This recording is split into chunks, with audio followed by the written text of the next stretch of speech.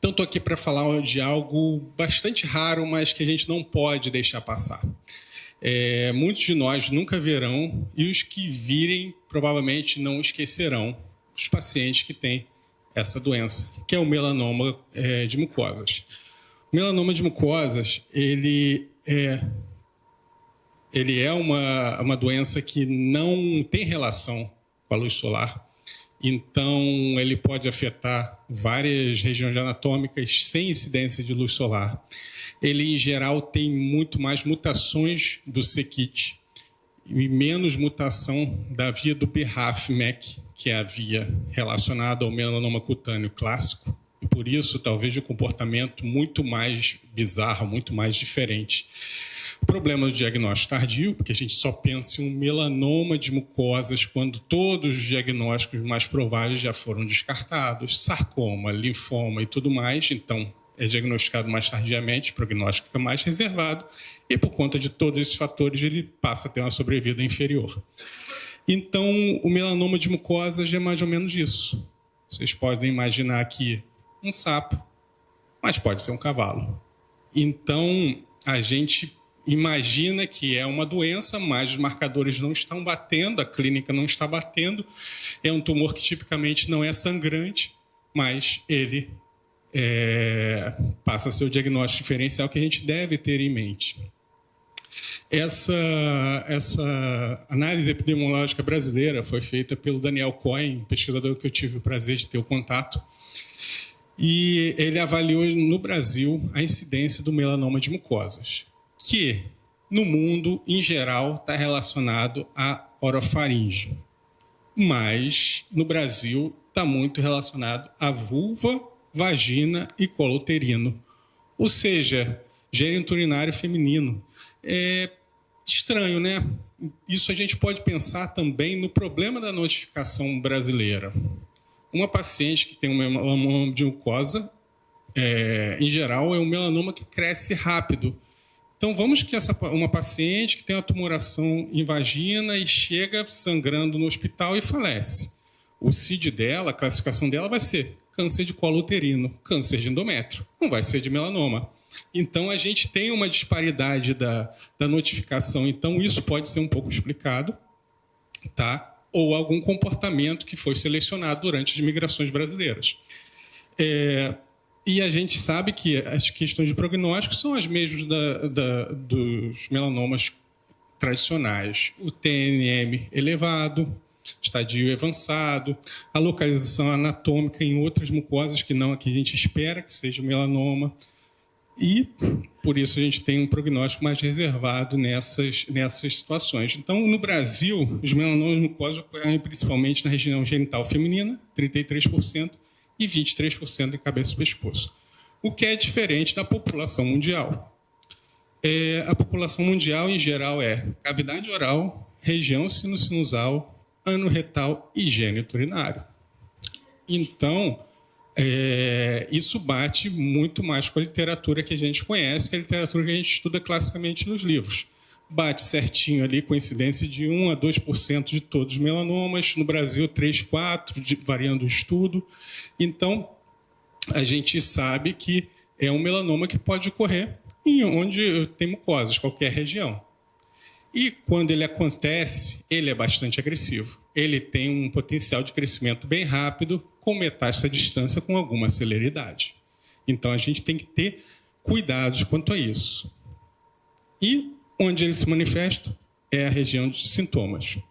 Então, se ele se manifestar em cavidade oral, cabeça e pescoço, ele vai ter sintomas de tumores de cabeça e pescoço.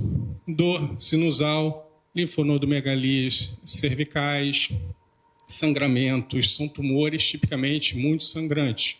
Vou relatar um caso para vocês que foi o primeiro caso da minha formação particular que teve. O primeiro caso da minha atuação em clínica particular que teve foi um melanoma, foi muito interessante. Talvez por isso que eu me tendenciei tanto para dermato-oncologia.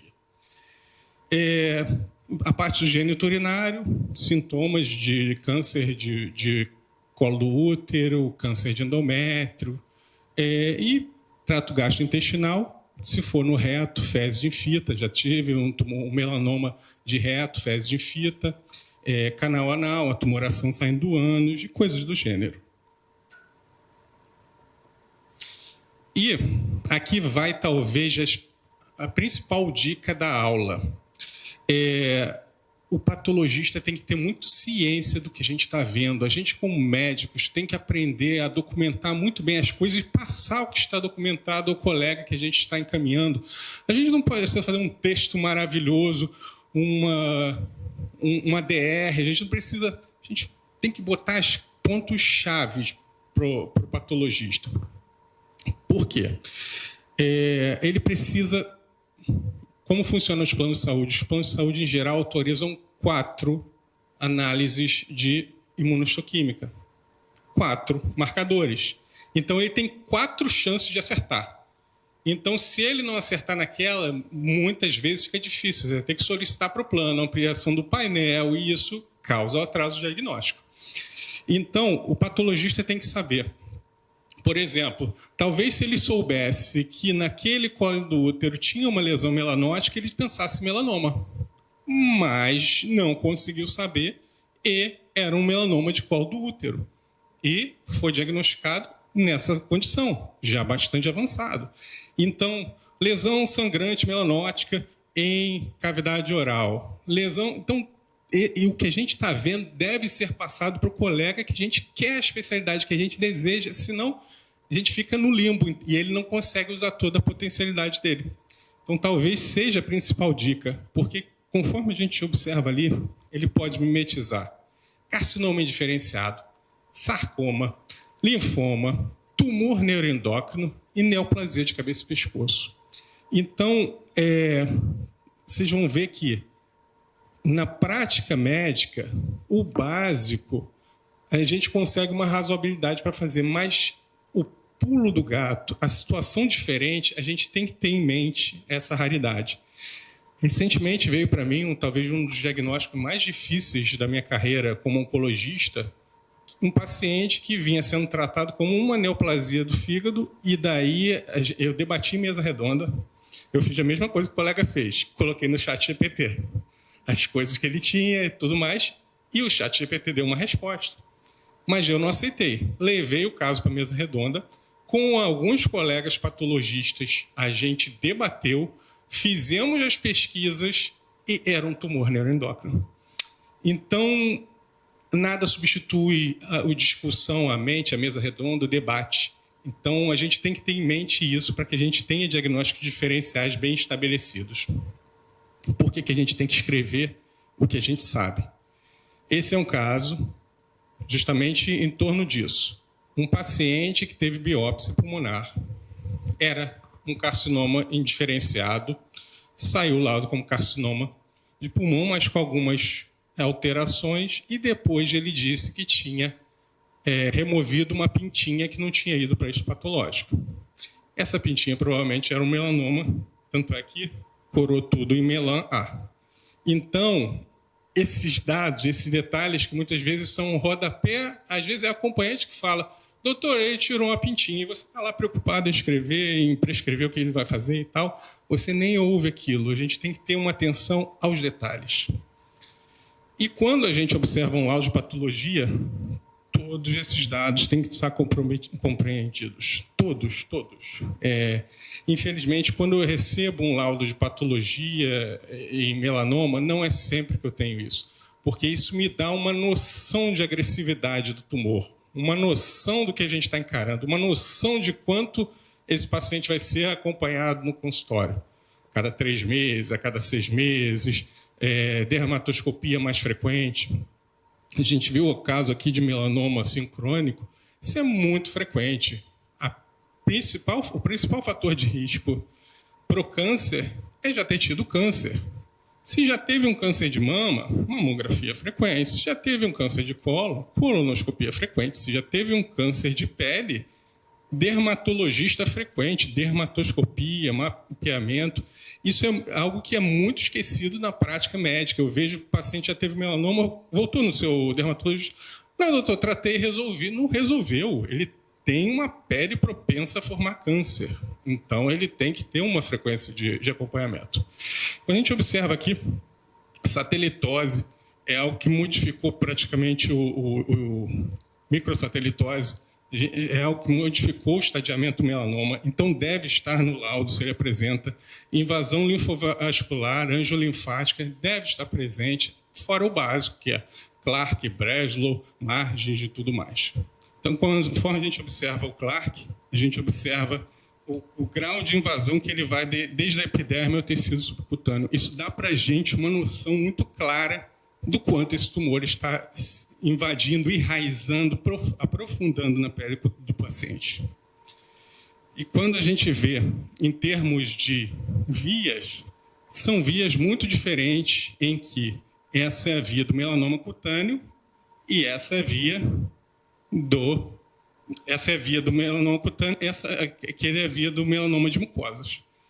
Então, a via do melanoma cutâneo é a via do BRAF/MEK, a via classicamente que pode ser bloqueada, a via que tem droga. A via do melanoma de mucosa é a via do c-KIT, que a gente vê abaixo do c-KIT quem é ali? O famoso NRAS, que tem saído na mídia, que foi descoberta uma droga anti-RAS para câncer de pâncreas. Então, qual é o interessante de saber isso? Era uma via considerada undruggable, impossível de bloquear. Os bloqueios elaborados para o RAS eram efêmeros, 4 meses, 5 meses, e foi dado um bloqueio de RAS no pâncreas que deu 12 meses. Então, mudou. Isso pode começar a bloquear várias vias de tumores ao longo da oncologia. Então, o melanoma cutâneo ele respeita muito mais a via do c-KIT do que a via do BRAF/MEK. Conforme eu disse, muito mais frequente relacionado a c-KIT, menos diretamente ao NRAS, muito frequente também ao NF1. E o que a gente tem como isso? A gente tem um melanoma cutâneo, a gente vai dar uma terapêutica diferente? Por exemplo, melanoma cutâneo metastático. A gente vai dar uma terapêutica diferente? Não. Os melanomas cutâneos foram inseridos nos estudos clássicos de melanoma. Então, se eu tenho um melanoma estadio 3, cutâneo estadio 3, eu vou dar imunoterapia do mesmo jeito que eu daria imunoterapia para um melanoma cutâneo clássico. Mas, se esse paciente vier a metastatizar, aqui tem um grupo de drogas que pode beneficiar ele, que é o imatinib, sunitinib, que são bloqueadores da via do c-KIT. Então, a gente tem que ter isso em mente mais para frente. Assim como quando a gente tem um paciente com melanoma pequeno, que é um melanoma que tem mutação do BRAF/MEK, a gente deve vigiar ele mais de perto do que o que não tem, porque é um melanoma que tem propensão a metastatizar mais frequente. Então, por isso a importância, por exemplo, da gente analisar molecularmente um melanoma pequeno. Por que vai levar para laboratório? Para saber se eu vou precisar vigiar ele mais de perto ou não. Porque não vai mudar nada da terapêutica, mas vai mudar no seu olhar clínico. Então, quando a gente recebe um paciente melanoma cutâneo, a gente pode optar por uma incisão ampla ou pela conservação funcional. Sempre que a gente, em oncologia, tenta preservar a parte funcional ou estética, a gente erra. Quando eu recebi essa frase uma vez da cirurgião de cabeça e pescoço, achei muito duro, muito complexo. Sempre, a prioridade do cirurgião, a prioridade de quem atua removendo lesões oncológicas tem que ser margem, não estética. Claro, muitas vezes o melanoma que está no canto do olho vai rir disso, vai falar, como é que você vai me tirar todo aqui com esse paciente, no canto do olho? Mas é algo que a gente deve objetivar. Excisão ampla. Claro, a gente não conseguiu, está numa região muito difícil, a gente faz uma radioterapia. Mas o objetivo deve ser sempre a excisão ampla. Por conta do que eu falei, dificuldades anatômicas existem em que a gente deve considerá-las. A margem deve ser sempre um fator que a gente deve considerar, principalmente conforme os critérios do NCCN que eu vou trazer. E a cirurgia de Morse, a gente deve também ter em mente que é uma cirurgia que a gente passa a ter um controle maior da margem, mas deve ter uma margem ampliada, conforme a gente olha aqui no NCCN. O melanoma in situ, de meio a 1 centímetro de margem, menor que 1 milímetro, 1 centímetro de margem, de 1 milímetro a 2, e a partir daí você pode considerar tudo 2 centímetros de margem. Então, isso é o que chega para mim no consultório. Quando eu vou pedir para o colega ampliar, eu mando para ele, conforme a NCCN, ampliação de margem, tal. Mas a gente tem a questão das regiões anatomicamente difíceis, que a gente vai ter que dar uma radioterapia ali. A gente não vai observar, será que isso vai recidivar local ou não, porque isso pode recidivar no pulmão dele. Então, ficou margem comprometida no melanoma, faz radioterapia. Claro, se não puder ampliar. E a gente deve sempre checar a invasividade na imunohistoquímica. A imunohistoquímica, eu já tive algumas surpresas em que vinha melanoma in situ e a imunohistoquímica me mostrava algum grau de invasividade. Então, isso aqui é algo que a gente tem que ter em mente. Num bloquinho assim no canto do consultório, que a gente vá observar quando chegam os laudos de melanoma. O Breslow, no T1A, de meio milímetro, com características diversas, idade menor que 42 anos, ou seja, pacientes jovens, localização em cabeça e pescoço, invasão linfovascular ou índice mitótico acelerado, são indicações de biópsia linfonodo sentinela. No T1B, um Breslow menor que 0,8, com ulceração ou de 0,8 a 1. Também são critérios. E eu tenho utilizado muito microsatelitose ou satelitose, porque se é algo que mudou o estadiamento, algo que foi visto como um critério de agressividade, deve mudar a nossa prática, mesmo que os guidelines não tenham acompanhado. Então, acho que é algo que a gente deve inserir. E, nesses casos, a biópsia linfonodo sentinela é positiva em 5 a 10%, ou seja, ao longo da tua carreira, se você mandou 100 pacientes para a biópsia linfonodo sentinela, em torno de 10 deles virão positivo. E mudará o tratamento, porque linfonodo positivo e melanoma é igual a imunoterapia adjuvante. Isso nem por acaso foi de ontem, tá? De ontem. Mandei o paciente para o cirurgião para ampliação de margem e biópsia linfonodo sentinela. É um paciente idoso, 70 anos. E o cirurgião me voltou. Falou, Marcos, esse paciente não tem indicação de biópsia linfonodo sentinela. Vocês veriam indicação de biópsia linfonodo sentinela?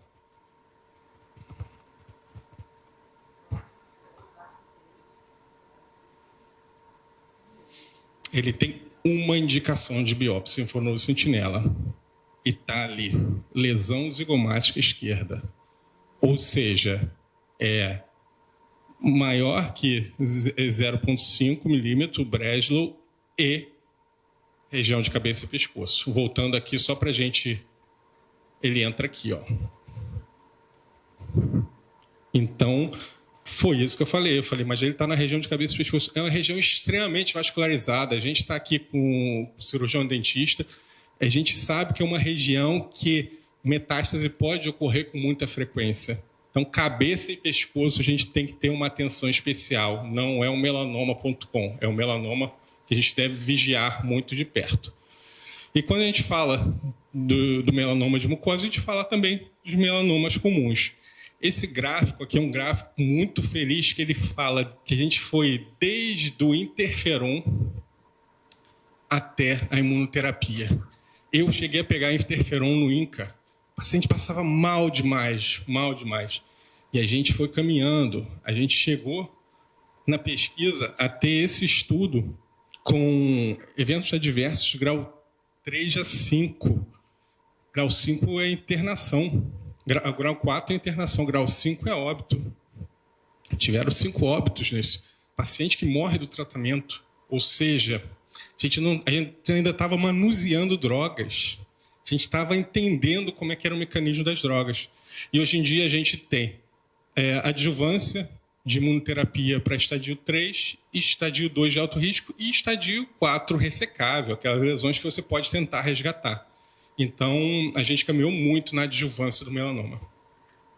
E com ganhos de sobrevida livre de progressão na ordem de 39% a 66%. Então, são ganhos bem consideráveis, né? bem expressivos. E o melanoma mucoso é algo pior. Ele está dentro desses estudos, ele está inserido nesses estudos, a gente pode utilizar, mas quando a gente faz análise de subgrupo do melanoma mucoso, a gente vê que ele vai a algo pior. Então, se vocês esqueceram tudo, se deu uma amnésia temporária em vocês, se vocês não lembrarem nem de mim, não esqueçam isso. Melanoma mucoso é diferente. Melanoma mucoso tem um comportamento diferente. Melanoma mucoso é um bicho que é o diagnóstico diferencial. É o que a gente vai pensar como um diagnóstico diferencial do que a gente está vendo. Ele tem mutação do C-KIT, o patologista, se o patologista já pena no melanoma cutoso, no melanoma cutâneo, no melanoma mucoso, então ele pena muito mais. Ele sua para ter aquele diagnóstico. Então, a gente tem que ter ele, e quando a gente tem esse diagnóstico, a gente tem a certeza de que a gente tem uma boa interação entre todas as especialidades. O patologista, o cirurgião, o oncologista clínico, o dermatologista trabalharam todos juntos para esse diagnóstico, que é um diagnóstico difícil. E eu costumo dizer que o melanoma mucoso ele é especialista em parecer o que ele não é. Então, ele pode parecer uma maçã, mas na verdade é uma laranja. Então, ele é especialista em parecer um câncer de colo do útero, mas ele é um melanoma. Ele é especialista em parecer um câncer de orofaringe, um carcinoma epidermoide, mas ele é, na verdade, um melanoma. Então, ele é especialista no que ele não é. Tá bom? Muito obrigado, pessoal.